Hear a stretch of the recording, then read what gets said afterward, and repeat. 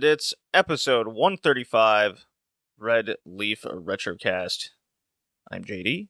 Colin, you're here. Joey, it's your theme pick today. Yes, it is. What horrendous things have your mind concoct to put us through today?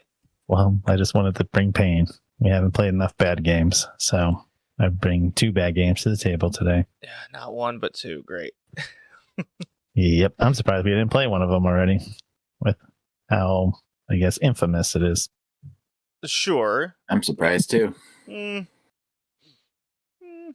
Anyways. Yeah, the theme that you have written down here is DCE Ewww. DCE Ewww. Of course, it's a play on the DCEU, which is also collapsing. And then hopefully restarting, but they're carrying along the wrong people and shutting down the movies that are actually good. So, good times. So let's celebrate that with some of their greatest games they've ever created, right? Why? One was made by I'm staying away from naming them directly for dramatic effect, but one was made by Kemco. Never heard of them. And another was by Titus Interactive. Kemco made such games as Space Hunter on NES. They made Top Gear and Top Gear 2. You know, great. A lot of Top Gear games. Yeah, who could forget, right? What else? Yep, nope, they haven't really made anything. Cool. So, what has everybody been up to the last 2 weeks?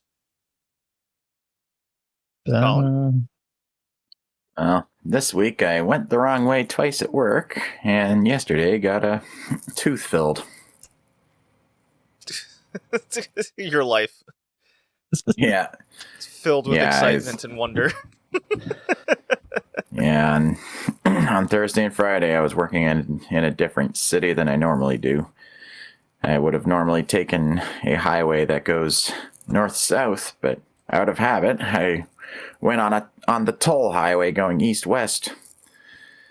And then I ended up getting to the map 20 minutes late. Super exciting, I know. Yeah, it's fantastic. What video games have you been playing?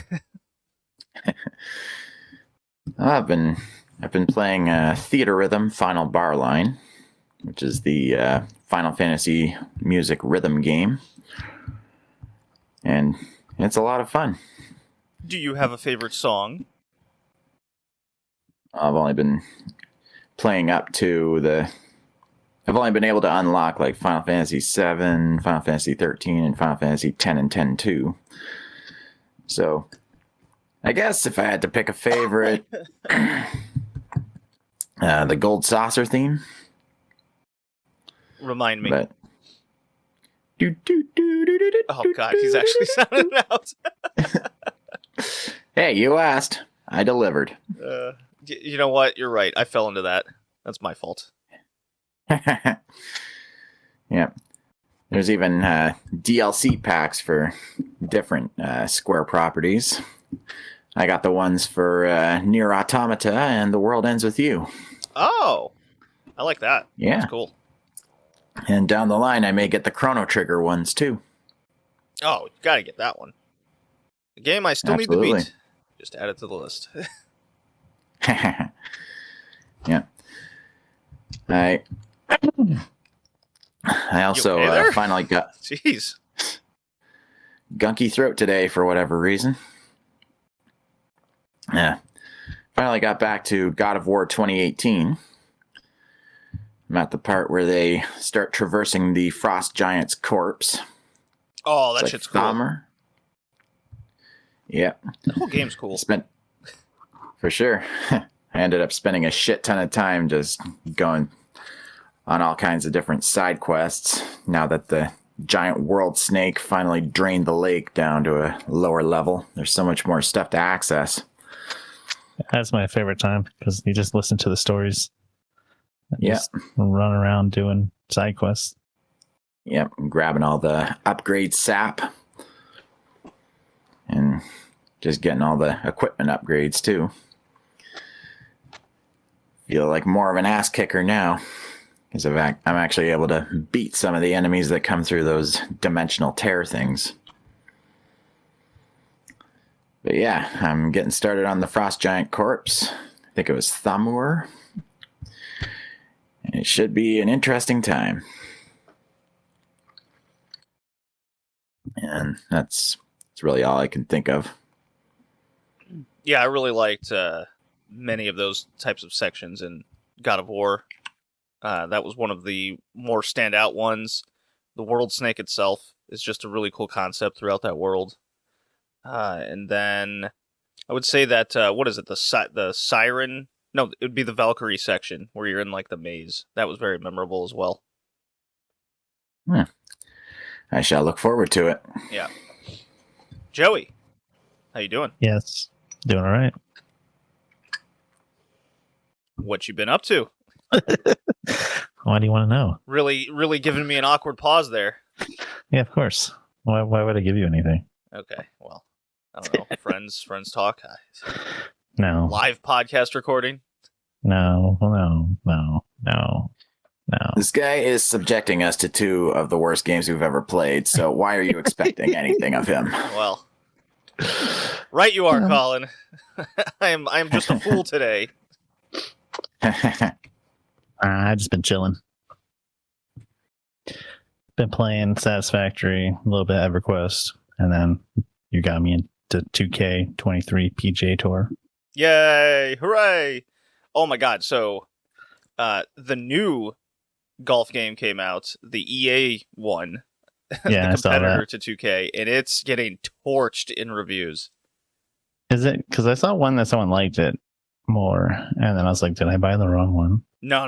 Trust me, you bought the right one. Out of my sick curiosity, I didn't buy it, but I did find a way to demo this sucker, and it's nowhere near as in depth or interesting as 2K is for PGA. I'm surprised they both make PGA, like they don't have exclusive. Yeah, I guess it's one way to look at it, but it's really all about kind of the branding of the courses and kind of things that they can do in the game. Like EA is the Masters, so that's kind of their selling point. Is the more, I guess it's they're both trying to compete for simulation experience, but if you got the whole aspect of famous courses and famous rounds, then you can, I guess, sell better. But that'll be a good But game. I mean, 2K has a lot of the actual courses, and Oh I mean, yeah, they got Pebble Beach and everything. Yeah. So I really don't like. It just seems like they're selling the same game twice, and you just need to find out for yourself which one's the better one. And I think 2K is significantly better, especially with the custom course designer. You can just fuck around with. Is Tiger good in EA1? Because sometimes he's godly in the 2K. You can't do shit against him.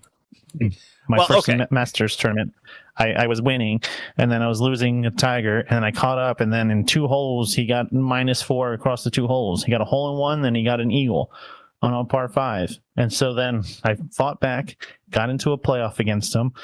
The first hole I had to birdie just to tie him. The second hole, my second shot didn't go in, and I lost. What the fuck? Okay. So the AI in these... And I was playing on easiest that day because I was getting my ass kicked the first 2 days against him. I'm like, let me turn it down to easiest, see if I can catch up. So even on easiest, he's dropping hole-in-ones. Okay, but so the thing about not EA, this PGA golf game is you have, as you're going on tour with My Career and your player, which I wish you could just pick. I haven't figured out how to like actually play with some of the pros that are in the game, but I haven't really searched for it much either. But I wish you could do My Career with one of those players rather than like Just your player. Yeah, like actual people, and you can build off them. But anyways, you have your little custom character. You have rivalries across the tour, and you beat them or play against them in a round in conjunction with the Yeah, the only thing I don't like Competition. about that, right when you beat them all, it just starts right back over. Yeah, kind So of you have like to go through them again. And I just stopped picking up rivals because I got tired of the same commentary. And let's see what their rival has done. Oh, they have to do this to close the gap. Bitch, I'm up 10 strokes on them. Like, they're not catching up. yeah, right.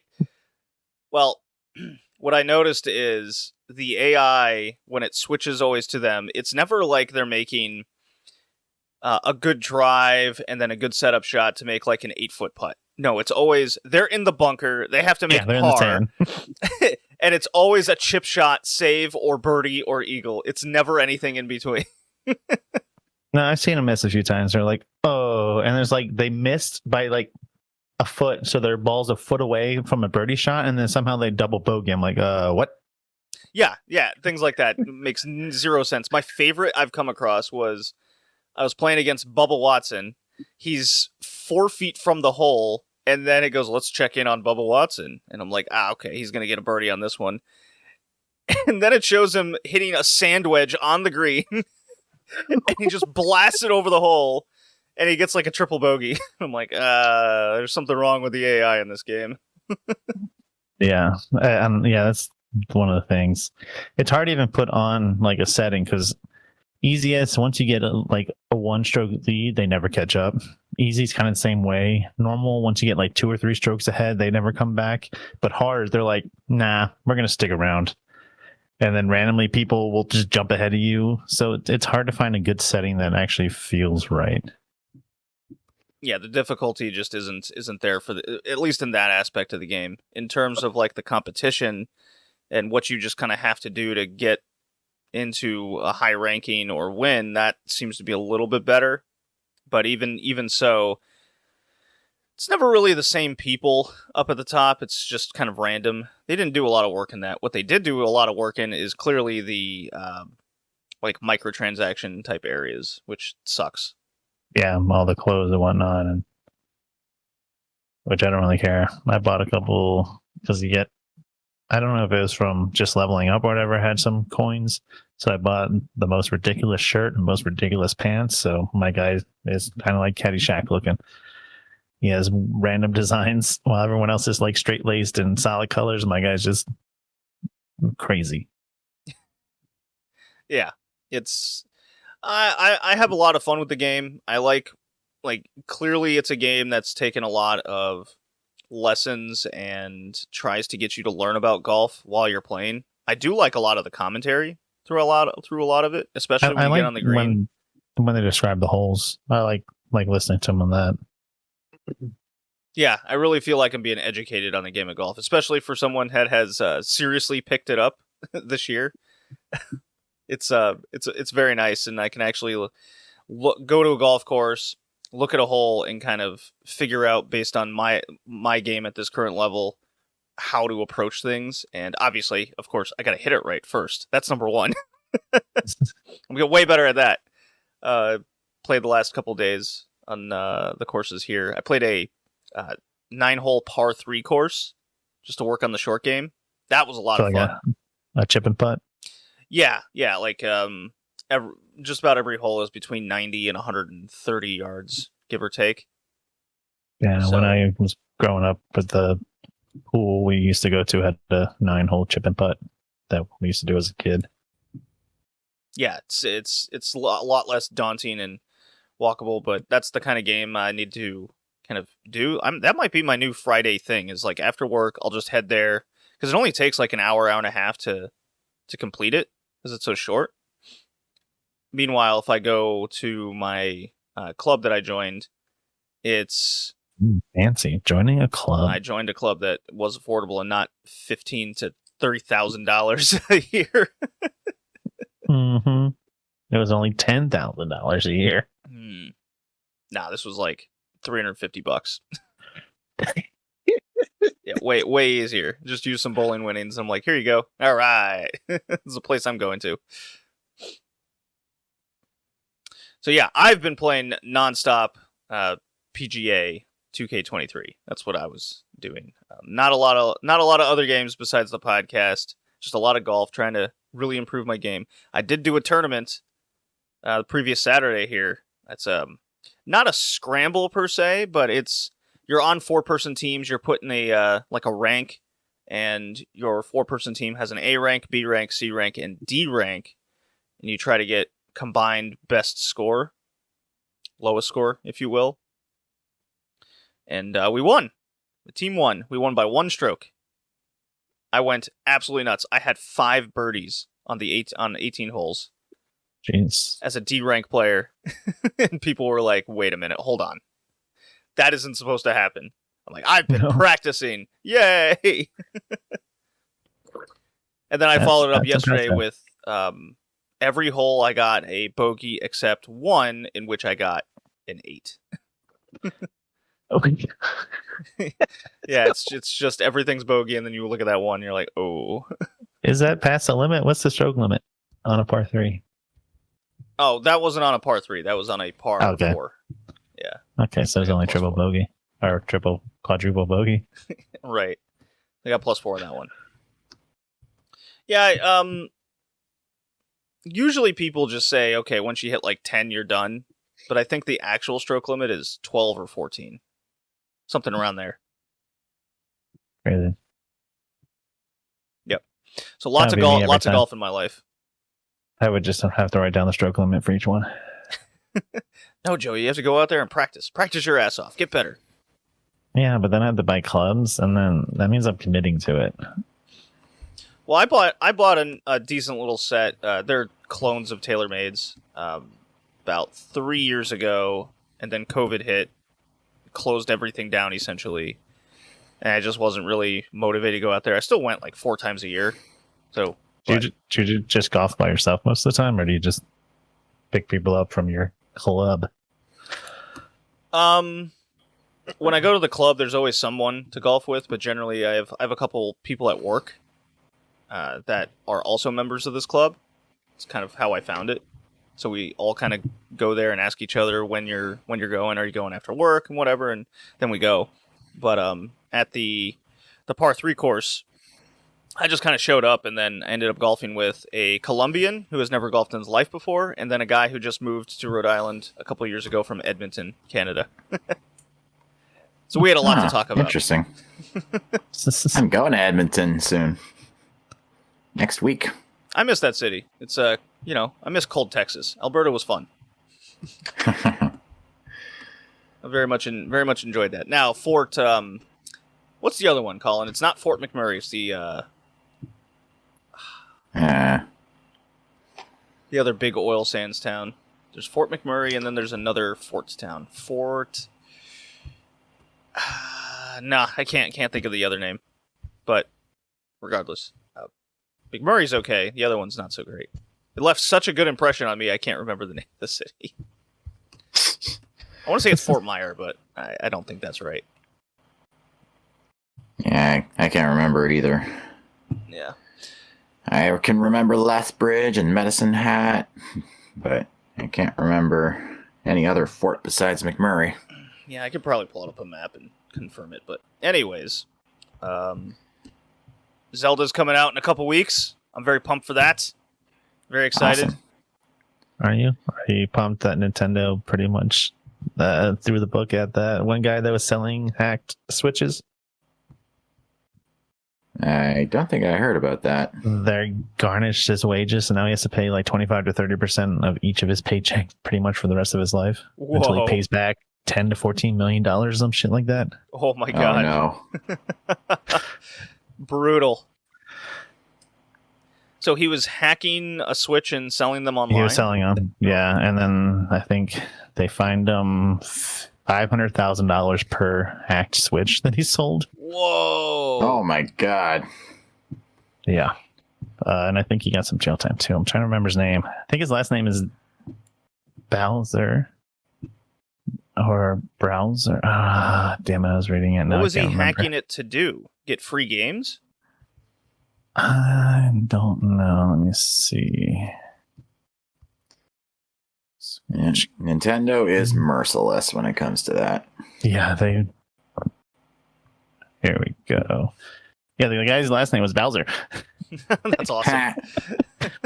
Gary Bowser. Guilty case filed prosecution last year. French national. Let's see, what is he doing? Yeah, I'm curious to what he was actually hacking this thing to do. Wait. Arrested French national. Oh, with a French national. He's actually Canadian. No relation to the Doug Bowser. That's North American president of Nintendo. Participating in this scheme to create and distribute tools designed to hack switches. So they sell tools so people could, so they can get Nintendo Switch games for free. Okay, yeah, that's straight up theft. Yeah, but still, the amount that they threw the book at him is ridiculous. Yeah. Which the plea describes role in marketing, distributing. I have no concept to how that would work unless you're... So, if you're hacking... I guess the way it would function is you get the tool, you hack into the eShop, and then you can just download games for free that way, which... Yeah, that's straight up theft. Yeah, if that's the case. It doesn't really say. It just says that to get games for free, so that might be it. Yeah, so I don't really have that much sympathy in that case. Like, it'd be one thing to just kind of go on a random site online and just hit the download button. You're like, okay, because someone else is distributing them. Yeah, they had a custom operating system that got players around Nintendo security features. There you go. That's that. I mean, that's, to me, that's like, hey, this is a tool in which you can rob banks. Go to an ATM and just take money out. Okay, so they're saying, this article is saying damages of $2,500 for each trafficked device, as well as $150,000 for each copyright violation. So they're going to try to get more people with this. So I guess each game you stole or changed or hacked, they're trying to hit you with $150,000. Ooh, ouch. Yeah, because once that person hacks it, then they have it, and then they can also distribute it. And yeah, I mean, it sounds like an arbitrary number, but... And we all know Nintendo doesn't like you to have their games for long. Right. Yeah. Okay. Well, we're a good chunk into this podcast. I have only been playing 2K23. That was very enlightening, Joey. You've been playing anything else besides Satisfactory and 2K? Just a little bit of EverQuest, but nothing really. Yeah. Been watching the hockey playoffs or the NBA playoffs? No, I don't like the state that NBA is in right now. Oh, it's terrible, right? I like defense. I like, scrappy games. That's why I like watching U of H play in college, because they play very scrappy and very tough defense. So watching NBA, it's just like anytime an offensive player gets touched or even looked at, it's a foul, and it's just annoying. Yeah, and then the style is just nonstop three-pointers. Yeah, and Embiid kicked some guy in the nuts and only got a fragrant one, and Harden may have a flagrant two. Like, they're not consistent in the same game for fouls. I don't know. It's just boring to me. Well, I can at the very least say the NHL playoffs have been extremely exciting, with the exception of Game 3 Bruins Florida Panthers. If you can still hear me. Yeah, I can hear you. Didn't Toronto get blown out their first game? Yeah, in Game 1. And then they came back in Game 2 and beat the shit out of the Lightning, and that was fantastic. That was phenomenal.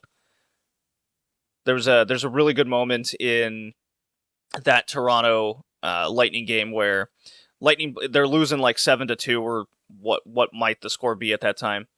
And there's a woman in a yellow sweatshirt just screaming and chirping the Lightning dude in the penalty box late in the game. And I was listening to on the radio, people were just having so much fun with it, where you listen to Toronto commentary, go like huge, heavy, thick Canadian accent. You got a fat woman there yapping, or is that a man with long hair? I don't know, but this crowd is going nuts. This is playoff hockey. And then and then the radio show cut to the Tampa Bay commentary, the same thing, and they go, this is just appalling to see the fans act this way. This is clearly a violation of the fans' code of conduct. This needs to not be stood for. I was like, I love that. That's great. It's totally biased commentary. Yeah, I hate biased commentary. Yeah, but in that case, it's home team, and then Yeah, when is that different? But still, it was so funny. God, I love that. Yeah, and then the Avalanche and Kraken are playing kind of exactly how I thought they would do, where the Kraken just match up very well against the Avs. And I mean, when you have like half the Avalanche players and coaches over the last 3 years on the team, of course you know their system.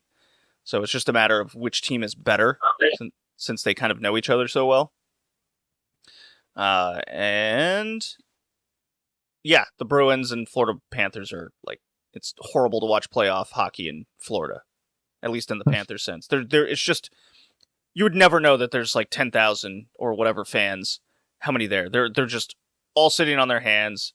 No one's excited. It's boring. It was super boring.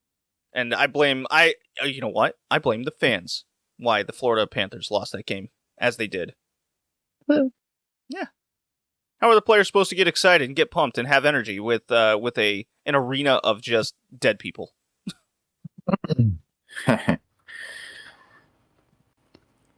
Yeah, I haven't really been paying attention. You're not a real Canadian, Colin. We've been over this. Don't like the Blue Jays, who are doing well, by the way. Don't like hockey. Ugh. What's next? You don't like Still more poutine? Canadian than you.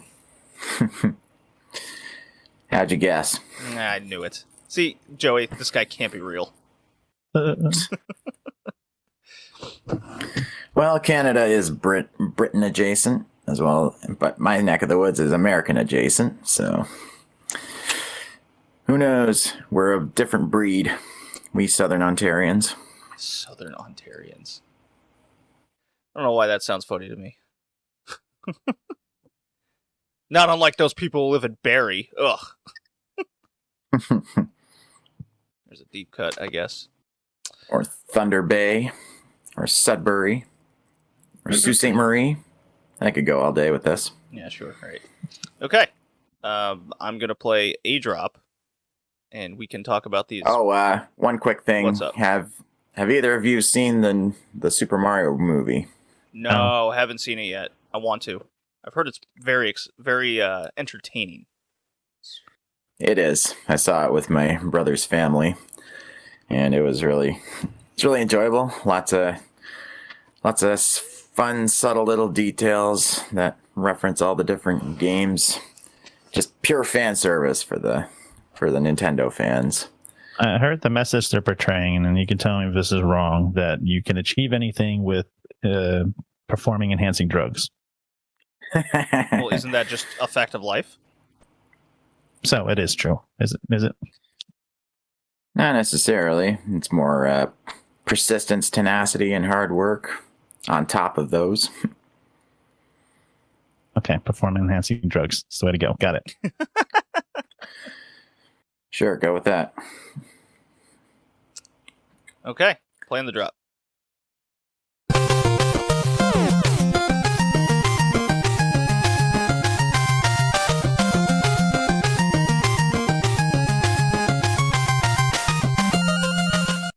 Okay. God, I love that Shatterhand music. That's good stuff. Oh yeah, so good. So good. You heard it. Yep. Totally.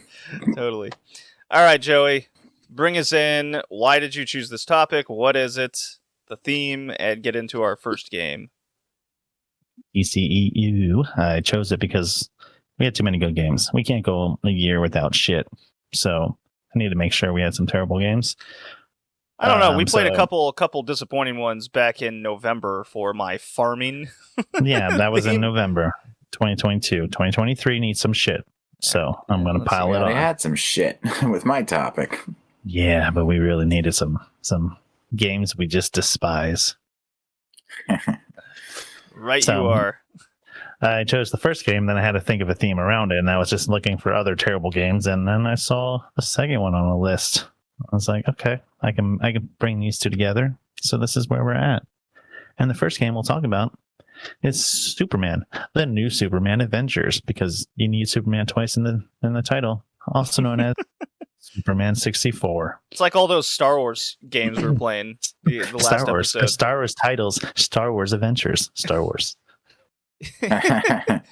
Star Wars, Jedi Knight, Dark Forces, Rogue Squadron, Rogue Leaders, Jedi Type 2, or whatever these titles are. Yeah, Superman, the new Superman Adventures, commonly known as Superman 64. We have finally played this game.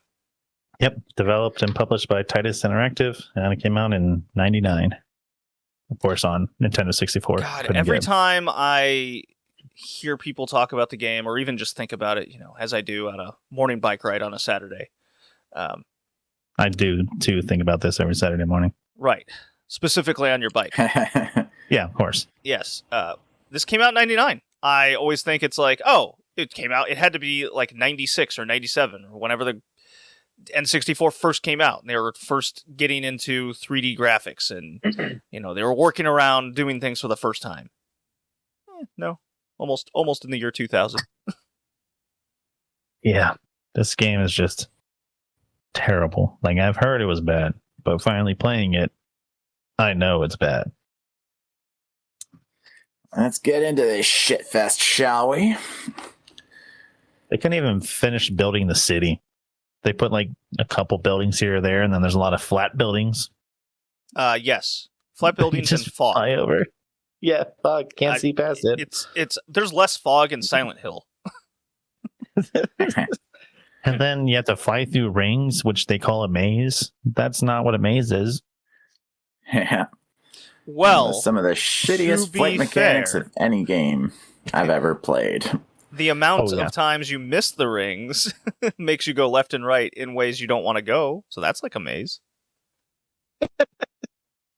No, it's just so terrible. It's so bad. The flying mechanics, yes, is terrible because it always tries to return you back to center. So you have to like tap to go up, because if you tap too much, you fly over top. And then if you don't get there in time, and then you get to go to the car and you miss the people, you got to start all the way back over and go through fucking rings again. Yep. And glitches are prevalent throughout this game. Oh, come on. There's only most glitches. Whether you're falling through the bottom of the map or get sent flying all the way to the other side of the map during a ring flying section just because you got within 3 feet of a building wall. Okay, when was the first experience of you falling through the world's abyss? I just watched Angry Video Game Nerd videos. Okay. I didn't fall through, but I got stuck in the ground. Was that specifically when you pick up the police car? No, I was flying and I by accidentally pressed the stop flying button and I dropped into the water and then I couldn't move. Oh, yes. That yeah. Apparently if you like fly into the water and then just stop, you can't get out. Yep, I got stuck. And the game makes you collect your powers instead of having them from the beginning like Superman actually does. Well, that's because it's the new Superman Adventures, okay? You're the new Superman. You haven't been the full Superman yet, obviously. Yeah, duh, Colin. Come on. How silly of me. And you have to go through this maze to save your friends. Wow, so exciting. Well, and okay. all in a virtual world. So if you look in the I think it's the instruction manual, the little book, it does have lore involved with why Superman doesn't have that many powers and all of the terrible graphics in the game. They said Lex Luthor has engulfed the city in kryptonite fog. Sure, let's go with that. Yeah, why not? Hey, they put some reasons in there. Guys, we need reasons why we can't give them everything. Yeah, retroactively. Like, we're not good enough to have them have this all the time. If they have these powers the whole game, it will crash. People might have fun. What? Yeah. Fun in a Superman game? And yet you couldn't even make your boss fights actually threatening. You just punch them until they die, and they barely fight back. Yeah, all the combat was just terrible. Yeah, you just stunlock everything. Yeah. I guess that's true to Superman, though. You're right. Yeah, he just unlocks everybody because he's too overpowered. I mean, the only ones that potentially, like Darkseid might be able to fight him. Was he even in this game? I didn't really get to any bosses. I don't remember. I didn't get too far in the game. It was too painful. And also didn't help that I couldn't configure my controller right, so I had to use the flying on the right thumbstick, but also had to hold down the buttons on the Xbox controller, so I was using a third of my controller to play this stupid game. Phenomenal. Love it. Yeah. Did anyone here watch the Superman cartoon this is based off of? No. I don't like You Superman. should. I mean, it's made by the same guys who did Batman, the animated series. I mean, I probably watched a little bit of it as a kid, but I definitely watched a lot more of the Batman one. Fair enough. Yeah, and it's also in the same universe as Batman, and later led into the Justice League cartoon, among others. Yeah. I do like the Justice League cartoon. Was that also in the 90s, or was that Justice League 1 in the 80s? No. It was, well, if we're talking like the Bruce Timm Justice League, that's like late 90s, early 2000s. 2001 to 2004. Fuck am I thinking of then? Maybe the Super Friends? Oh, I think you're right. Yeah, because I don't see any Justice League cartoons. At least not on this wiki list. Shows anything before the 2001 one. Let's see. Super Friends. I think Colin's right. I think I'm thinking of the Super Friends one. Yeah, that's from 73. Yep. Okay, Yeah, that was the one I watched. Oh man. Yeah, I watched the Bruce Timm Superman quite a lot as a kid, and I really liked it. I mean, it's probably the best Superman-related property since the first two Christopher Reeve movies. And yes, I'm including the newest movies in that as well.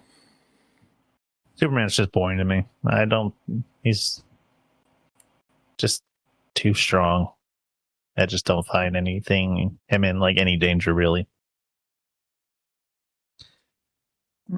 Yeah, I've definitely seen this this Justice League as well. Yeah. I'm looking at like pictures from the show, everything. I'm like, okay, yeah, this rings a bell. And I'm seeing the 70s one, and I also recognize that, but way more.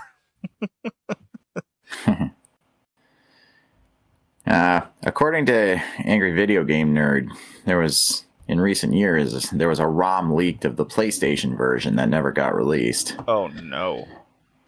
Because apparently the game was originally supposed to be a PlayStation game, but due to having to make a ton of changes to make the game work on N64, they ran out of time with the PlayStation license, so it never got released on there. It was too much to fix. Well, actually, it looks like that version is actually playable. Yeah, because they've tried to fix it. It was just the original version that was supposed to be. They had to crowbar a lot of shit around with the N64 version just to make it work, because different hardware and shit. But if you want more details, you can always watch the Matt McMuscles video. Matt McMuscles. Talking about the behind-the-scenes drama. Yeah, it's his What Happened series. What happened to Superman 64? There's all kinds of behind-the-scenes drama that led to it being released in such a broken state. It's always something with these games. Always something. Okay, so, yeah, I didn't get very far. I broke the game a lot. The rings, flying through rings sucks. Hated it. Well, I looked ahead in a video, and the rings keep coming back. Of so course even they do. further into the game, you still got to fly through fucking rings. Oh yeah, I'm failing this one. Yeah, easy fail. Failing it. I agree with Game Revolution on their grades here. Which, I mean, honestly, Nintendo Power gave this a 4.7 out of 10. And official Nintendo Magazine gave it a 49%. Console Plus gave it 55. So some people out there gave them some decent reviews. Ooh, Super Game Power gave it a 3.8 out of 5. Wow. Maybe it's because it was on the N64, and they're like, okay, we'll be easy on this one. Yes, I'm just saying that game actually got some decent reviews. I Unlike wouldn't our call those next game. Well, compared to the reviews this one got, our next game is Batman Dark Tomorrow. Came out in 2003 for the GameCube and Xbox. I played the Xbox version. Developed, published by Kemco. I did the GameCube because it slightly got a better Metacritic score by 4 points. So I played the better version. It was supposed to be a GameCube exclusive. Supposed to be. But, it's a Batman property. Can't be too selfish. We got to put this piece of trash on 2 consoles. PS2, saved. I mean, I thought this game would be hands down better than Superman, but I'm not sure. Okay, so when I saw Batman Dark Tomorrow, I'm like, it's a Batman game. How bad could it be? And in the same light, I thought, no way this could be worse than Superman 64. I am here to say this is worse. Yeah, but not in like the broken way. Just in this is entirely terrible and unacceptable way. They tried telling a story, but like even the intro scene with whoever the fuck those people are, I forget their names, Sal Ghul, whatever, and his daughter, and they're like father, daughter, and him. Like they don't drop Batman, like they're just being all mysterious. Like, I'm playing a Batman game. I know who the fuck you're talking about. No, it's him. And then the gameplay breaks down to kick or punch the enemy and then spend 5 seconds handcuffing them. Go on to the next one, kick or punch them, 5 seconds handcuffing. It's so repetitive and boring and stiff. And the game sometimes has to decide if it wants to work or not. Jumping is terrible. The gadgets are terrible. Nothing really works. It's just slow, stiff, and boring. And whoever did Batman's jump flip animation must have been really proud of it, because it happens just about every time he jumps. Or the backflip off of whatever he's swinging from. Yep. And his running animation is really goofy. The way I was describing this game in my head as I was reluctantly playing it for longer than I probably should, the concept really struck me as kind of an old NES title where it's a lot of trial and error to figure out what works where and when. Because there's no tutorial exactly of what gadget to use and when, or how to progress through the game. It's just even when you come across the first enemies and you're just like, all right, how do I attack them? Okay, they're down, but what do I do to get rid of them? You have no clue. And I'm looking up like videos of like, what do I do with this? Why do I have to handcuff every single person? Can't I just like go to the next area? Well, you could, kind of, in some circumstances, but mostly you have to take care of everyone, otherwise they like follow you and you can't really progress anymore. And the animation of handcuffing every single person is a good like 5 seconds of just there's a lot of graphical camera cuts. It's like kind of cinematic, but not really. Yeah. It's very strange, and everything has it. It's almost like it was set up like an old Resident Evil game, but unintentionally. Yeah. They just wanted a cinematic type look to it, which failed in every aspect. I think it got cut down to a Resident Evil type game because it originally was supposed to be open world. But I guess they realized how limited all the movement is. They're like, this ain't going to work. Yeah. I also heard comparisons to Metal Gear Solid. I was comparing this game to Enter the Matrix when we played that for the podcast. Oh, yeah. That's what I found myself comparing this to. And I'm just playing like the beginning section where you're going building the building. Like it says it's linear, and I'm like, there's nothing linear about this because I just don't know where to go at any point in time. The map in your upper right hand corner is very unhelpful. There's no indication of where to go. You need to aim towards the red building that's on the map. Okay. Did the Xbox not have a red building on the map? Because the GameCube version had a red building on the map. I mean, wasn't paying that much attention, but like, it's like, okay, that's the building I think I need to jump to. It'll that's when it will allow me to actually jump off it. But then you have to decipher: do I use the what was the bat claw that goes into midair? You don't know what you're attaching. So we played a Batman game that kind of did. Well, we played a Spider-Man game that on the PlayStation that just functions way better. They just go, Spider-Man 2 that came out a year later. No, this is even before that. The one I'm thinking of, where it's just a fog throughout the world, and you just your string just attaches in midair in nothing. Yeah. All the gadgets on Batman did that because I used the wrong one the first time I tried to get across the building. I used the one that shoots straight up. Yeah, but for something that shoots straight up into nowhere, it limits how far you can bring yourself up. Right, which is stupid. All you can do is ascend and descend, and then you jump off it. Yeah, but if you use the bat cable, yeah. That's the one you're supposed to use, and I didn't know, but apparently you're supposed to jump up on top of the higher parts of the building to use it. And at least that's what I saw in a video after I gave up because I kept dying. So the bat cable allows you to actually have momentum going forward, but unless you're at the right height, you'll just smack into everything and die. Like, thank God this game had infinite continues. What, you didn't like watching Batman fall to his death over and over again? I made him fall to his death many, many times in a row. Yeah.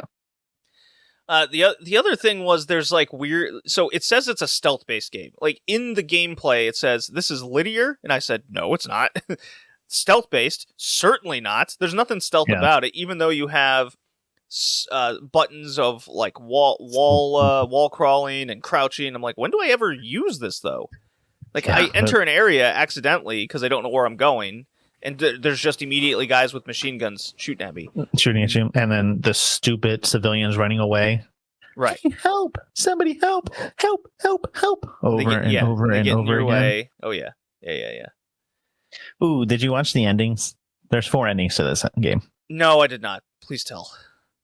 Okay, so the best end, you beat Tao Ghul, or whatever the fuck his name is. Ra's al Ghul? Yeah, Ra's al Ghul, yeah. You beat him, and then you kind of like fence, and you beat him, and then you punch him and throw down your sword, and as you're talking, I don't remember who it is, one of his henchmen or another bad guy comes and throws a sword at you, but you dodge it, and it kills Ra's, and then self-destruction, the building collapses, and you save the world. So that's the best ending. Then there's 4 bad endings. There's one where you win. There's 4 bad endings? Yeah. So there's 2 endings where you beat him, 2 endings where you fail to beat him. God. So on the second ending that you beat him, which is my favorite ending, you're like, oh, I damaged it. And he gets a report. He's like, from his henchman, he's like, how long would it take to repair it? And they're like, 17 hours. He's like, you failed, Batman. It's only a mere hours he gave the world. And then you see his face, and it's just like graphically so wrong. His mouth is open. And he's like, I was like, what? Did you guys forget to add teeth or something? Like, it just looks so stupid. So then he falls to his knees and yells, no! And I was like, God damn it, that was just hilarious. So then, of the 2 bad endings, there's one where you die, and then he just pulls the trigger and ends the world. And then the other one, you die, but I think you stop the explosion, but he's like, you just stop me for now, I'll cleanse the world after you're dead. Like, so there's really only one good ending. So you beat the game, but the world essentially ends. Yeah, unless you do everything right. So but how do you know you did these things right? I don't know. I skipped through. I just wanted to cut through the endings. I don't know how you get these. I just saw that there was 4 endings on this game plan. I was like, I need to see these. So I'm not gonna watch this whole fucking game. I skipped through, and I was like, okay, it can't be just beat someone up and handcuff them all the time. And I kept skipping, and he kept doing it every time I skipped to it. Yes, I was like, it is. Holy fuck! It was the same exact thing, just at a different location.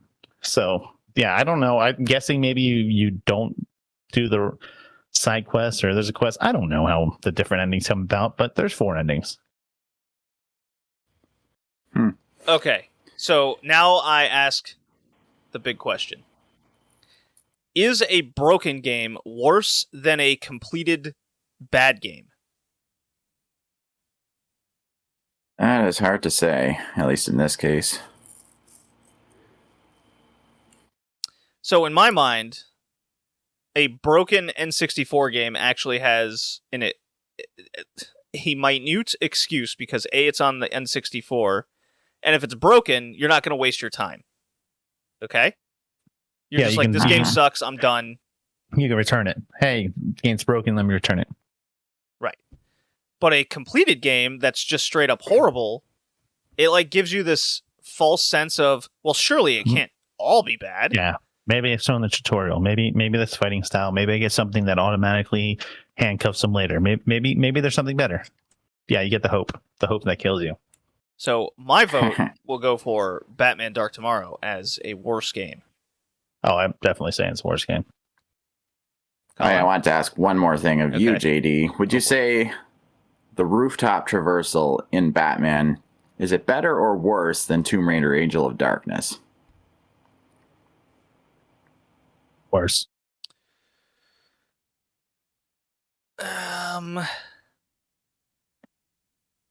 So I actually beat Tomb Raider Angel of Darkness.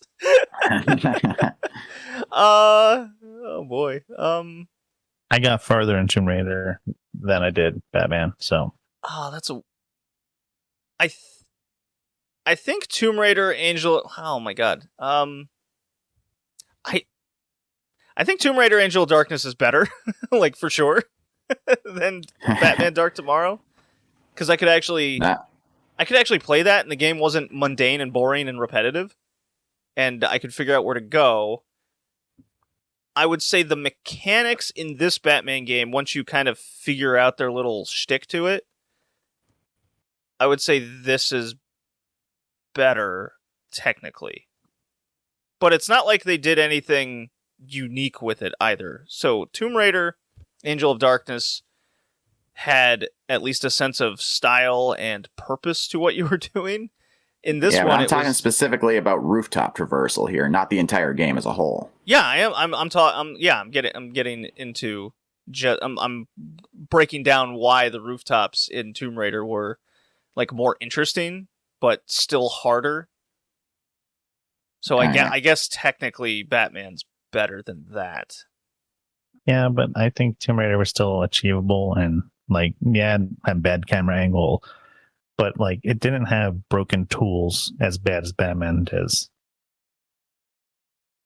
Or relying on a jump. I guess Tomb Raider did. You have to rely on a jump and hope it worked the way it's supposed to, but it didn't always do that. Yeah, well, because of the way Tomb Raider's jumping mechanic functioned, it was kind of like, it was still kind of keeping the old school way, where you had to be very careful, you had to line up everything, and then go, but then you were like on it and good. This one, you never like had to line up everything. You would just jump and hopefully you did the mechanic right. Or hopefully the game decides that you want to grab on the ledge or not. I mean, Tomb Raider was very much like, well, Tomb Raider, I don't even think Tomb Raider had the mechanic right in the first place. So, yeah, I'm going to go with technically Batman is better for that. Boy, that was a tough question. really had me thinking. That's what I'm here for.